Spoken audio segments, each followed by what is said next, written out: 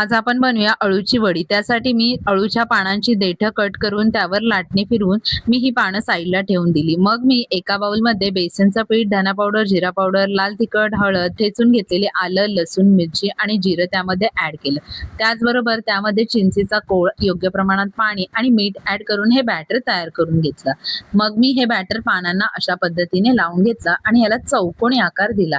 चाळणीला तेल लावले, त्यामध्ये ही वडी टाकली आणि वरून अशा प्रकारे मी पांढरे तीळ सुद्धा टाकले आणि थोडे दाबून घेतले. मग मी पाणी उकळायला ठेवले होते, त्यामध्ये ही वडी वाफवून घेतली. वाफवून थंड केल्यानंतर मी हिला अशा प्रकारे कट करून घेतले. बघा किती छान लेयर सुटलेले आहेत. त्यानंतर मी तव्यामध्ये तेल टाकले आणि मला जेवढी वडी फ्राय करायची होती तेवढ्याच वड्या घेतल्या आणि त्या मी शॅलो फ्राय करून घेतल्या दोन्ही बाजूने. पहा ही वडी कशी झालेली आहे आणि तुम्हाला मी ही केलेली वडी कशी वाटली ते मला नक्की सांगा. चला तर मग भेटूया आपण नेक्स्ट व्लॉग मध्ये. Bye bye.